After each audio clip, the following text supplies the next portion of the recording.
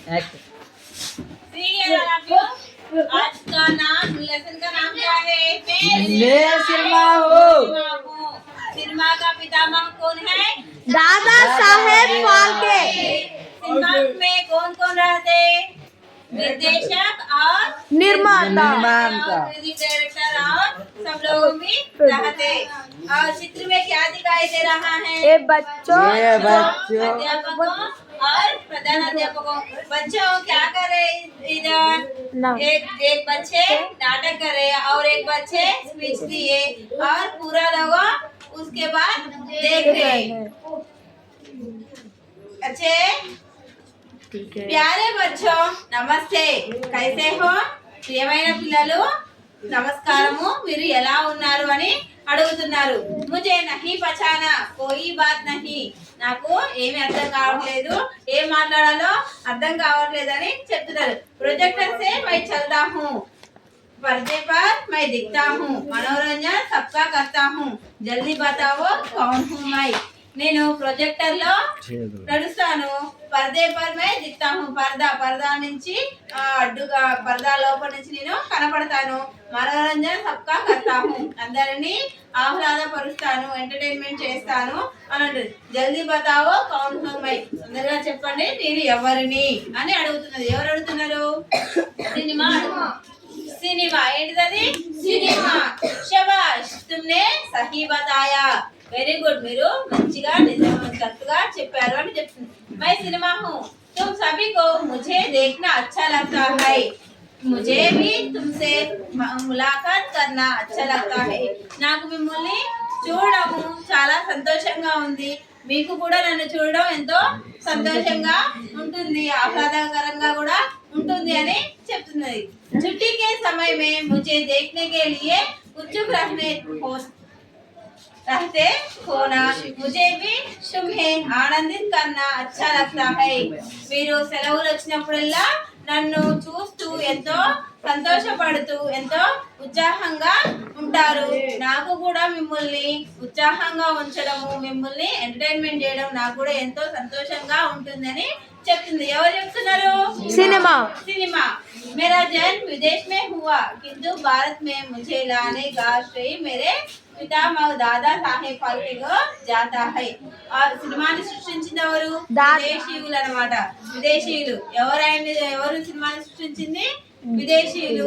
అందులో విదేశీయులలో ఎవరు ఆ సినిమాని మనకు ముందుకు తీసుకొచ్చింది? दादा साहेब फाल्के. सन 1913 में उन्होंने राजा हरिश्चंद्र के नाम से मुझे आपके सामने लाया. సో 1913 లో రాజా హరిశ్చంద్ర అనే ఒక సినిమాని తీసి అందరి ముందుకి తీసుకొని వచ్చారు. ఎవరు తీసుకొని వచ్చారు? दादा साहेब फाल्के. देश विदेश के समाचार पत्रों में मेरे लाडले दादा साहेब फाल्के की खूब प्रशंसा की गई. मेरी ఖుషి కా టీక్నా నరహా. సో ఆ యొక్క సినిమా వల్ల ఆయనకి ఎంతో మంచి ప్రశంసలు అందినాయి అన్నమాట. ఎంతో మంది అతన్ని మెచ్చుకున్నారు. మంచి సినిమా మా ముందుకి తీసుకొచ్చి మమ్మల్ని ఎంతో ఎంటర్టైన్మెంట్ చేసినందుకు మీకు కృతజ్ఞతలు అని తెలిపి అతన్ని సన్మానించారు. उन्होंने मेरा భవిష్య ఉజ్వల్ कर दिया. ఆయనే సినిమాకి ఒక ప్రతిరూపాన్ని దాల్చి అందరి ముందుకు తీసుకొచ్చి ఆ సినిమాకి ఒక పేరుని గుర్తింపుని తీసుకొచ్చిండు. मेरे कितनी भी प्रशंसा क्यों न करे किंतु मेरा निर्माता को मनुष्य ही है. సో ఆ సినిమాని నిర్మించింది ఎవరు? మనుషులే. ఎవరు? మనుషులే. ఆ మనుషులే ప్రతి ఒక్కటి అందులో క్యారెక్టర్ మంచిగా రైటింగ్ స్టోరీ తీసుకొని దానిలో పాత్రలు ప్రవేశపెట్టిన క్యారెక్టర్స్ ని ప్రవేశపెట్టి వాళ్ళకు ఒక్కొక్క క్యారెక్టర్స్ ఇచ్చి ఇలా యాక్టింగ్ చేయాలి అని చెప్తే చేస్తారు. అదంతా క్రెడిట్ ఎవరికి ఉంటది? రైటర్ కి, డైరెక్టర్ కి, నిర్మాతకి ఉంటది. उसी ने मुझे निर्जीव से सजीव बनाया. సినిమాకి ప్రాణం ఉంటదా? ఉండదు. కానీ ప్రాణం పోసేది ఎవరు? డైరెక్టర్. అవునా? कभी मैं मूक था तो उसने बोलने की चिंता भर दी, रंग भर दिए मेरे जीवन में बसंत भर दिया. तो ఇంతకుముందు మనకి టీవీలలో ఎలా ఉండేవి? బ్లాక్ అండ్ వైట్ టీవీలు ఉండేవి. అవునా? అప్పుడు బ్లాక్ అండ్ వైట్ టీవీలలో మనం సినిమాలు చూసేది. మనం అంటే మన పేరెంట్స్, మన తాత వాళ్ళు మొత్తం ఎట్లా చూసేవాళ్ళు, ఫస్ట్ పరదాలో కీలు బొమ్మలు ఆడించేవాళ్ళు తెలుసా. ఇప్పటికీ కొన్ని జాతరలలో ఆడిస్తుంటారు కీలు బొమ్మలు. తర్వాత ఎలా వచ్చినాయి మన ముందుకి, ఒక ప్రొజెక్టర్ ద్వారా తీసుకొని వచ్చిరు. ఒక ప్రొజెక్టర్ పెట్టి ఆ ప్రొజెక్టర్ ద్వారా మనకి పిక్చర్స్ అనేవి చూపించేవాళ్ళు. ఆ తర్వాత ఏమొచ్చింది, బ్లాక్ అండ్ వైట్ టీవీ వచ్చింది, చిన్నది బ్లాక్ అండ్ వైట్ టీవీ ద్వారా సినిమాలు చూసేవారు. మళ్ళీ కొన్ని రోజులకు మళ్ళీ ఏం చేంజ్ అయింది, జనరేషన్ చేంజ్ అవుతున్న కొద్దీ టీవీస్ అనేవి చేంజ్ అవుతూ ఉన్నాయన్నమాట. తర్వాత కలర్ టీవీ అనేది వచ్చింది. కలర్ టీవీలో అందరినీ మంచిగా కలర్ఫుల్ గా మన ముందుకి తీసుకొచ్చి చూపించారు. ఆ తర్వాత ఇప్పుడు మళ్ళీ ఏ టీవీలు వచ్చినాయి, ఎల్ఈడి టీవీలు అనేది వచ్చినాయి. मुझ में सभी भाव देखने को मिलते हैं, मुझ में हास्य है तो दुख भी है. నన్ను చూసినప్పుడు మీకు నవ్వు వస్తది, ఏడుపు వస్తది అని అంటున్నారు. ఎవరు అంటున్నారు, సినిమా అంటుంది.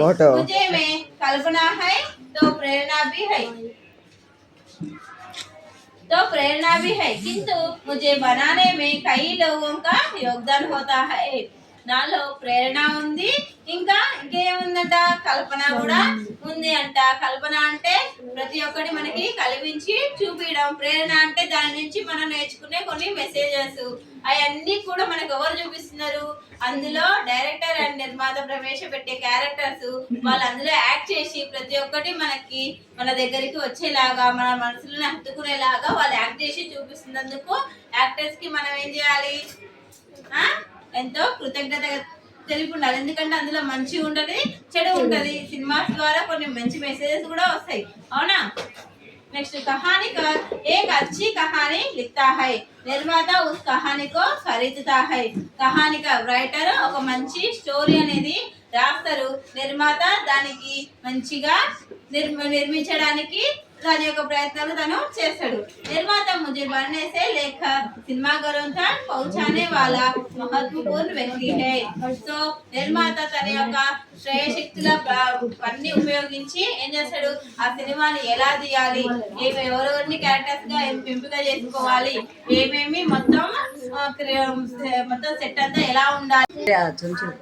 निर्माता अपने इस काम को पूरा करवाने के लिए निर्देशक की सहायता लेता है.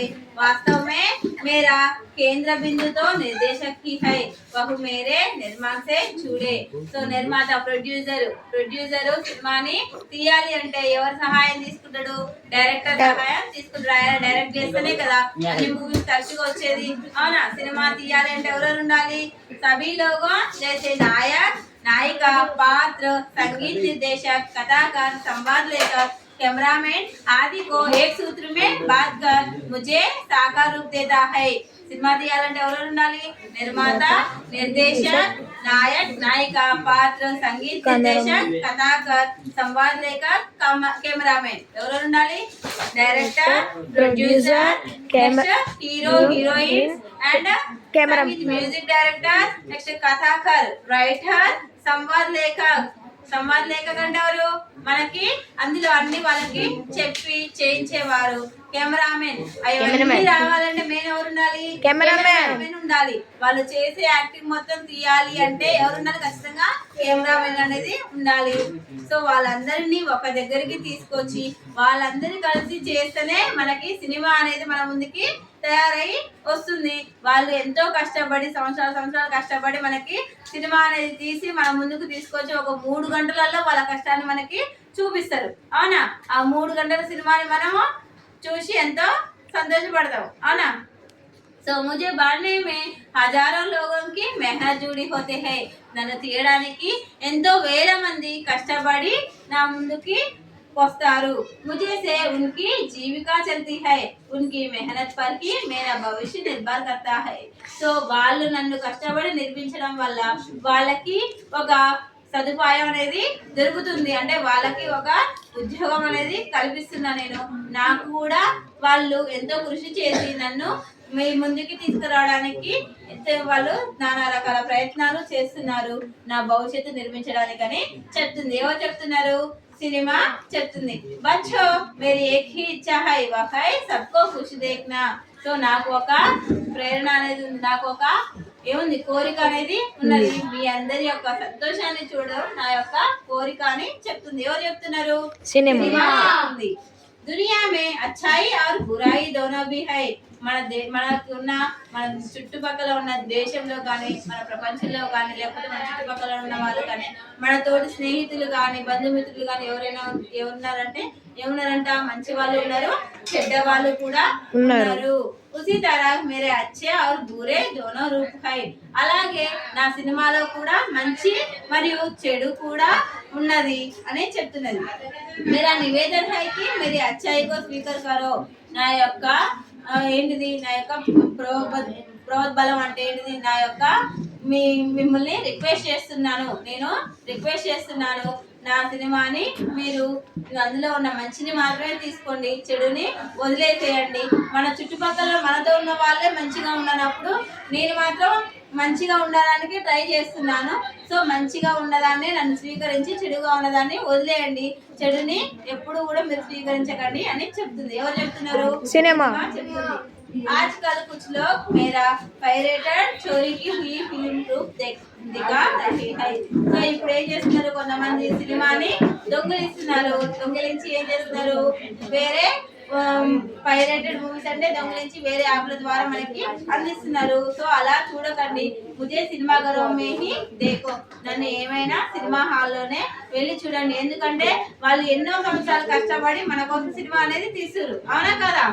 వాళ్ళు తిండి నిద్రలు మానేసి రేయింబావులు కష్టపడి సినిమా అనేది తీసి మన ముందుకి ఒక 3 hours ఒక సినిమాని మన సినిమాల్లో వేస్తే మనం ఏం చేస్తున్నాము? వేరే మన సినిమాల్లో చూడకుండా వేరే మొబైల్స్లలో కానీ ఎక్కడైనా పోయి చూస్తున్నాము. అలా వాళ్ళ కష్టాన్ని దొంగిలించి చూడడం కరెక్ట్ కాదు కదా, అవునా కదా? మనం కష్టపడి పని చేసుకుంటాం, మన డబ్బులు వేరే వాళ్ళు వచ్చి దొంగిలిస్తే మనకి ఎంత బాధ అనిపిస్తుంది? అలాగే సినిమా డైరెక్టర్స్ కానీ నిర్మాతలు కానీ వాళ్ళు ఎంతో కష్టపడి సినిమాని దొంగిలించి పోయి వేరే దగ్గర చూస్తే వాళ్ళకు కూడా అంతే బాధ అనిపిస్తుంది, అవునా? సో మనం చూసే సినిమాకి ఎంత 30 రూపాయలు 40 రూపాయల టికెట్ ఉంటుంది. దానికి టికెట్ పెట్టి చూస్తే వాళ్ళు పెట్టిన పెట్టుబడి వెళ్ళాలి కదా. వాళ్ళు కూడా పెట్టుబడి పెట్టేగా తీసే సినిమా, అవునా? వాళ్ళకు కూడా ఫ్యామిలీ మెంబర్స్ ఉంటారు కదా, వాళ్ళు కూడా సంతోషంగా ఉండాలి అంటే మనం సినిమా హాల్లోనే సినిమా అనేది చూడాలి, అర్థమైందా? సో ముझे इस तरह से बिल्कुल ना देखो. इस तरह देखना या दिखाना दोनों कानून अपराध है. సో అలా దొంగిలించిన మూవీ చూడడం కూడా చట్టరీత్యా నేరం అని చెప్తున్నారు. इसलिए पायरेटेड सीडी ना तो खरीद और ना ही बेचो. సో అలాంటి దొంగిలించిన మూవీస్ ఏమైనా ఉంటే అవన్నీ ఏం చేయాలి? చట్టానికి అప్పజెప్పి అది కరెక్ట్ కాదని మనము చెప్పాలి. बच्चे तुम मुझे उतना ही देखो जितने से तुम्हें आनंद मिले. आशा करता हूँ कि तुम मेरा बात अवश्य मानेंगे.